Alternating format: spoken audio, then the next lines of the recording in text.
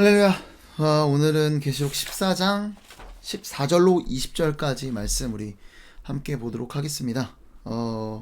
무시무시한 장면이 등장을 해요. 두 번의 추수 장면이 나타납니다. 그리고 보면 낫을 들고 다녀요. 낫을 들고 다니면서 심판하는 것 같은 그런.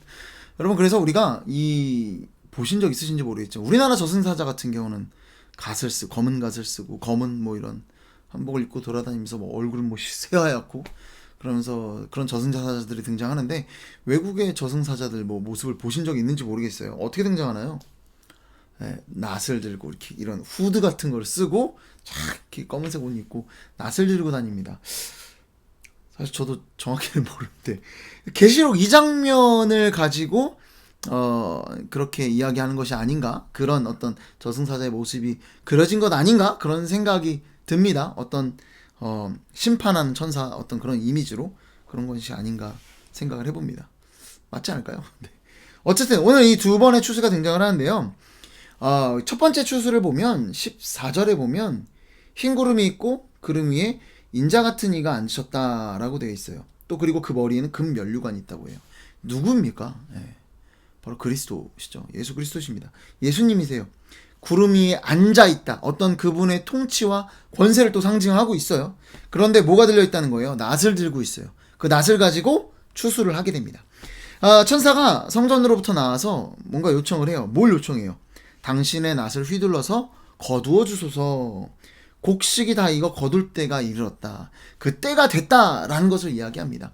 그 이유도 제가 그래서 말씀드리겠지만, 그래서 이것은 때가 됐다. 어떤 최후의 심판, 최후의 때, 완성의 때, 어떤 그 마지막 때에 대한 이야기가 분명히 이 14절부터는 분명하게 우리에게 메시지를 던지고 있다라는 것을 말씀드립니다. 어쨌든 결국 이 구름 위에 앉으신 이가 낫을 휘두르매 땅의 곡식이 거두어졌다고요. 싹 다 거두어진 거겠죠. 자, 그리고 나서 또 다른 천사가 등장을 합니다. 자, 이 그리스도의 이 추수 같은 경우는요, 여러분이 보시기에 이게 심판 같으신가요? 아니면은 구원 같으신가요? 모르겠어요. 그리스도께서 심판하시는 분이기도 하시기 때문에 단정 짓기는 어렵습니다. 자, 그런데 17절부터 우리 한번 볼게요. 17절에는 또다시 이 성전에서 나오는 천사가 있는데 어때요? 역시 예리한 낫을 가지고 있다고 합니다. 그리스도와는 구분돼요, 이 천사는. 어쨌든 예리한 낫을 가지고 있는 천사가 있는데, 이 천사가 있는데 불을 다스리는 어떤 천사가 제단으로부터 나와 18절입니다. 예리한 낫 가진 자를 향해서, 이 천사를 향해서 큰 음성으로 얘기를 합니다. 예리한 낫을 휘둘러 땅에 포도송이를 거두어 달라. 포도가 익었다. 비슷한 패턴으로 이루어지죠. 곡식이 다 거둘 때가 됐습니다. 다 익었습니다. 걷어주세요라고 해서 그리스도께서 이 땅에서 곡식을 거두는 장면이 있었고, 그 다음에는 어떻게 포도가 다 익었다. 그래서 이 예리한 낫을 가진 천사가 다 낫을 가지고 동일하게 거두는 장면이 등장을 합니다. 포도를 거두는. 자, 그런데 이 두 번째 추수 같은 경우는 사실 상징이 굉장히 명확해요. 말씀해 보시면 불을 다스리는 천사가 어디에서 나와요? 제단에서 나와요. 자, 불은 어떤 것을 의미할까요? 물론 하나님의 임재를 상징하기도 합니다만, 여러분, 제가 상징을 해석할 때 중요한 것이 있다면, 그것은 여러 가지 상징들이 한 가지를 이야기하는 것이 있다면 그것은 그걸로 푸는 게 맞다라고 했어요. 자, 그런데 오늘 이 17절부터 20절까지의 내용들은 대부분 뭘 이야기하는 것 같으세요? 여러분, 그렇습니다. 심판입니다.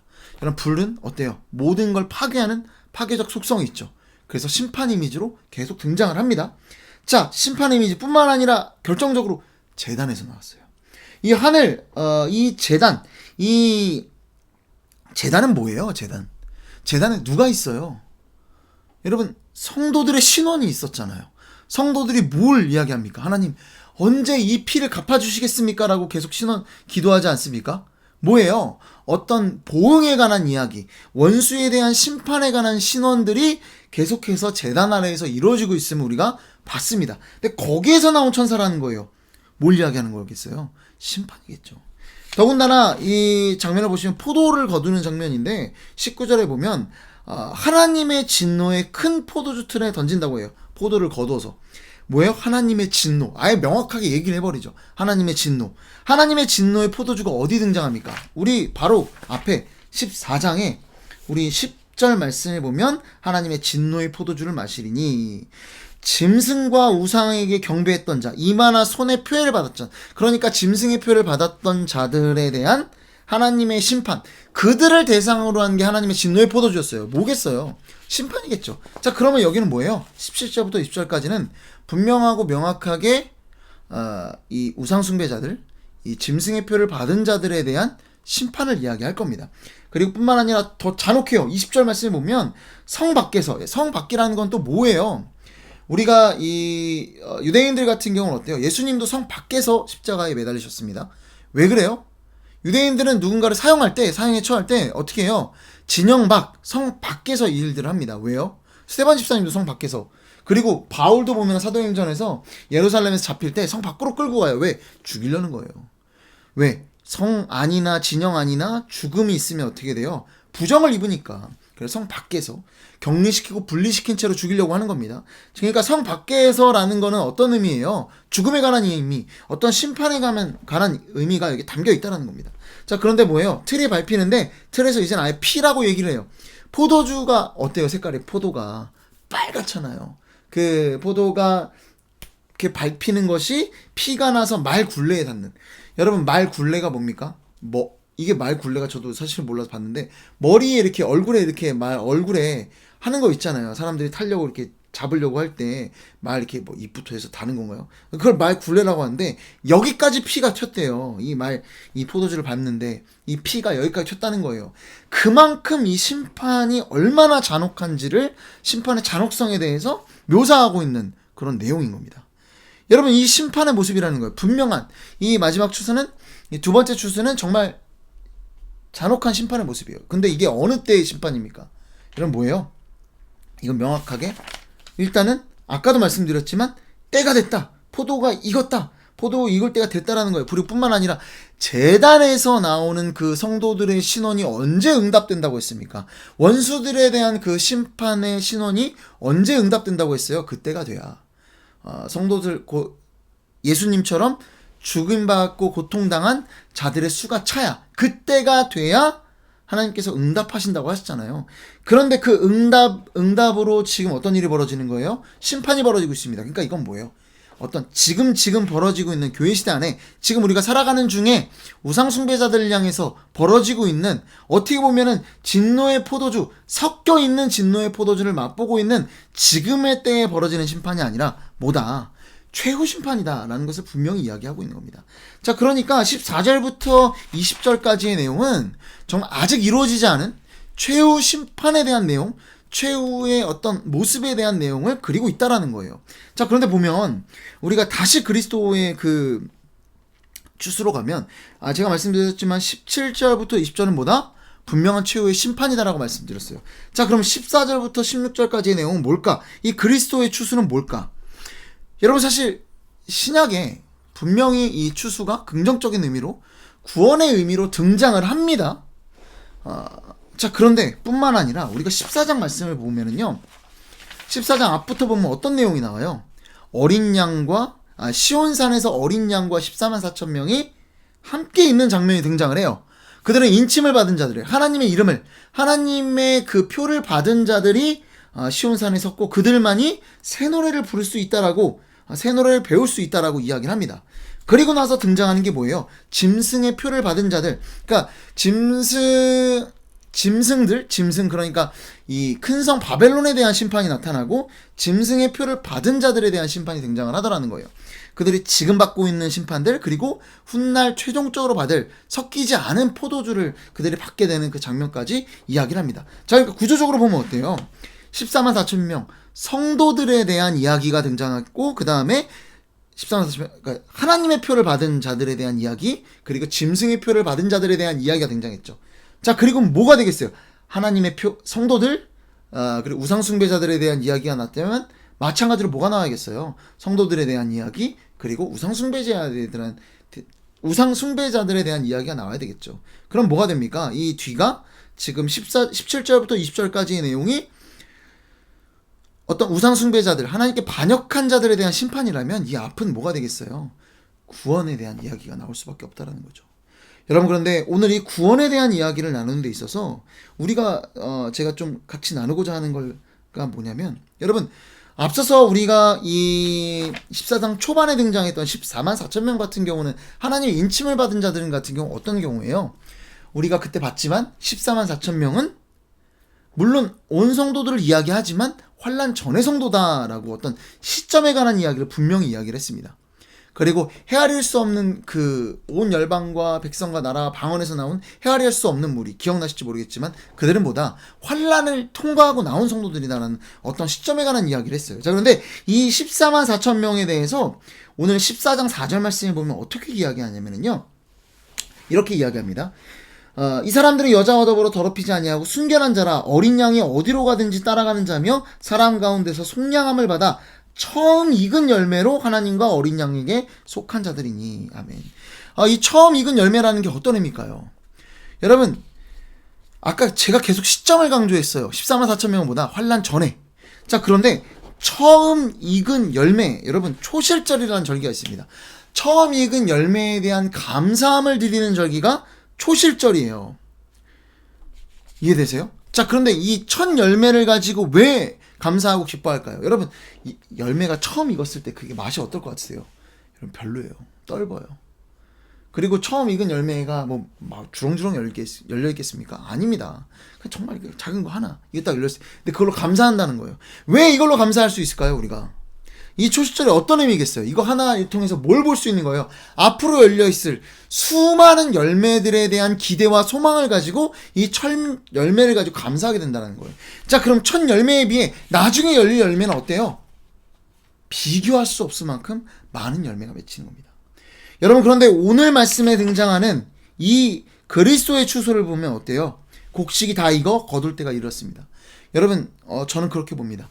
처음 익은 열매, 이게 정말 이 마지막 그 순간까지 어떤 구원받는 성도들에 대한 이야기라면, 이 마지막 때가 되면 될수록, 최후의 심판 때가 되면 될수록, 결국 그때가 되면 정말 그리스도께서 정말 지금의 열매와는 비교할 수도 없는 엄청난 열매들을 맺히시는, 정말 수많은 영혼들을 구원하는 구원의 때가 그때 또한 있을 것이다.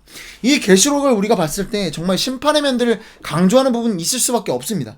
그러나 또한 우리에게 던지는 메시지가 뭐라는 거예요? 이 마지막 때에 정말 많은 자들을 주님께서 구원하실 것이다. 여러분, 이 마지막 때는 심판의 때이나 또한 구원의 때인 줄로 믿으시기 바랍니다. 구원의 때입니다. 우리가 해야 될 역할이 뭐예요? 마지막까지, 최후의 순간까지 우리가 계속 봤지만 두 증인이든 교회든 결국 해야 되는 사명이 뭐라는 거예요? 우리는 복음을 증거하는 자들이다. 여러분, 이 한국교회에 대한 이미지가 굉장히 좋지 않습니다. 사실은 이 메시지를 보면 하나님께서 점점 더 많은 영혼들을 구원하시고 끝에 이 최후의 순간에는 더 많은 영혼들을, 지금의 열매와는 비교도 할 수 없는 수많은 영혼들을 구원하실 거라고 하는데, 지금 보기에는 어때요? 정말 형편없는 것 같아요. 실제로 이번에 통계를 보니까 그런 얘기가 있더라고요. 비종교인 중에 여러 가지 종교들에 대한 이미지를 조사를 했습니다. 근데 기독교에 대한 긍정적인 평가가 있는 사람들을 보니까 14%더라고요. 네. 불교, 천주교, 여러분, 그 다음에 그럼 기독교일까? 기독교가 아니에요. 뭐가 있냐면 원불교가 껴 있습니다. 3등이 원불교고 4등이 기독교예요. 그러니까 원불교보다도 이미지가 안 좋은 거예요. 여러분들 원불교 어떤 데인지 아세요? 제가 알기로 진짜로 원을 그려놓고 그거에서 뭐 이렇게 깨달음 얻는, 뭐 저도 잘 모르겠어요. 저 진짜 몰라요. 그 정도인데 이것보다 이미지가 안 좋다. 이건 뭐예요? 기독교 가만히 있는 것만 못하다. 지금 우리의 모습이 그렇다는 거 아니겠습니까? 여러분, 그럼 우리 어떻게 해야 될까요? 움츠리고 우리 그냥 자꾸 이렇게 줄어들고, 이게 일단 우리 가만히라도 있어야 될까요? 3등이라도 하기 위해? 여러분, 그렇지 않더라는 겁니다. 여러분, 하나님은 분명히 우리에게 약속하고 계세요. 추수의 때가 올 것이다. 추수의 때가 올 거라는 거예요. 우리는 뭐 해야 될까요? 계속해서 증거해야 됩니다. 계속해서 확장해야 됩니다. 여러분, 계속해서 뭐 지금 신학생이 많다, 교회가 너무 많다, 개척교회 상가마다 있다, 뭐 이런 얘기 하는데 아닙니다. 계속해서 신학생들을 배출해야 되고요. 전 세계로 물론 선교도 뻗어나가야 되고요. 그리고 이 땅에서 계속해서 개척교회들이 생겨나야 된다라고 저는 믿습니다. 여러분요, 제가 이 개척을 하면서 느꼈던 것이 뭐냐면, 개척교회 너무나 필요해요. 왜냐면요, 개척교회들은요, 어떻게 보면 이 한국교회 또 세계 교회들의 실험 장소들입니다. 여러분, 이 기성교회는요, 몸이 너무 무거워서 새로운 시도를 한다라는 게 정말 어렵습니다. 뭐 예배를 개편한다든지 예배를 개혁한다든지 뭐 그 외에도 뭐 어떤 구역이나 뭐 다양한 어떤 조직을 개편한다든지 혹은 개혁한다든지 혹은 주중의 사역들에 대한 어떤 기존의 어떤 정통교회의 모습이 아니라 새로운 모습들로 개혁한다든지 하는 것들이 거의 쉽지 않아요. 그러려면 당회를 통과해야 되고, 당회는 또 어떻습니까? 뭐 제가 나이 많으신 분들을 비하하려는 생각이 아니라 기존에 가지고 있었던 정통의 교회의 생각들이 너무나 가득 차 있기 때문에 새로운 변화를 추구한다는 건 어려워요. 당회에서 목사님이 아무리 깨어있는 생각을 가지고 있어도 혹 소수의 장로님들이 깨어있는 생각을 가지고 있어도 뭔가를 해보려고 해서 부딪히는 게 너무나 많습니다. 여러분, 반면에 개척교회는 어때요? 가벼워가지고요, 뭐 하자고 하면 바로 합니다. 예배 바꾸는 거 쉬워요. 뭐 봉사활동 나가는 거 이런 거 저도 이제 뭐 이사계집이라는 곳에 이제 우리 교회에서 한 달에 한 번씩 가기로 했는데 어렵지 않아요. 그냥 가서 한 달에 한 번씩 청소해 주자. 어렵지 않아요. 그리고 뭐 주중에 뭐 예배 개혁을 위해서 월요일엔 뭐 하고 화요일엔 뭐 하고 수요일은 뭐라고 저희 그걸 하고 있거든요. 그 요일마다의 어떤 요일별 가이드가 올라옵니다. 저희들도 또 가정 예배도 수요일마다 또 드리고 있어요. 여러분, 이런 것들이 개혁이요, 개척교회는 너무나 쉬워요. 어떤 실험들이 일어나는 게 너무나 쉽더라는 거예요. 수많은 개척교회들이 이런 실험들을 하고 있습니다. 여러분, 응원해 주세요. 저희 교회뿐만 아니라. 그리고 가끔은 저도 그런 생각까지 가지고 있어요. 이제 5월이 되면 이제 교회가 한 1주년이 되는데 그때는 교회 예배 드리지 말자. 다 흩어져라. 다른 교회 가보자. 개척교회 가서 개척교회 응원해주고 뭐 그런 일들이 있었으면 좋겠습니다. 아직 제 머릿속에만 있는 건데 그냥 얘기하면 아마 또 충분히 이루어질 거예요. 여러분, 이런 수많은 실험들이 새로운 교회들을 통해서, 새로운 신학생들을 통해서 이루어지고 나타나고 있더라는 거예요. 여러분, 새로운 시대에 새로운 교회가 와야 될까 안 와야 될까요? 여러분, 와야 됩니다. 여러분, 왜? 더 많은 것들을, 어떤 영혼들을 담아낼 그릇을 우리가 준비하고 있고 새로운 시대에 맞는 어떤 그릇들을 준비하고 있더라는 거예요. 그러기 위해서 뭐가 필요할까요? 여러분, 개척교회들이 필요합니다. 몸이 가벼워서 언제든 실험할 수 있는, 혹여 그 교회들이 실패하고 무너질 수 있어요. 여러분, 하지만 실패가 또 밑거름이 돼서 한국교회는 성장할 겁니다. 여러분, 실패를 두려워할 필요 없이 혹여라도 이 메시지를 목사님들 중에도 듣는 분이 있긴 한데 혹시나 신학생이나 또 이제 목회를 준비하고 있는 사람이 듣는다면 제가 권면해드리고 싶은 건 개척하세요. 정말 새로운 자신의 어떤 교회에 대한 비전을 품고 그냥 남들 똑같이 하는 그런 교회가 아니라 정말 교회에 대한 분명한 어떤 비전이 있고 나의 교회론이 있다면 그걸 가지고 교회를 세우는 일들이 필요합니다. 그리고 적극적으로 이제 성도분들 같은 거 도와주시고 기도해 주시고, 그래서 많은 어떤 실험들이 한국교회 안에 나타났으면 좋겠습니다. 그리고 그 어떤 청사진들을 통해서 이런 교회들이 이런 어떤 비전을 가지고 이렇게 교회에 목회를 했는데 성공했다, 이런 거를, 그럼 성공한 어떤 사례들이 생기면 어떻게 돼요? 기성교회들이 따라가게 됩니다. 여러분, 무거운 교회 지금 쫓아갈 게 아니에요. 무슨 뭐 한국교회 가장 큰 뭐 충현교회, 사랑의 교회 쫓아가는 거, 그게 아니라 개척교회들이 수많은 어떤 실험들을 통해, 왜? 이제는 추수의 때가 오고 있기 때문에 그런 수많은 실험들을 통해서 교회가 더욱더 확장성을 가지고 더 많은 영혼들을 감당하게 되는 그런 일들이 우리 안에 있으리라고 믿습니다.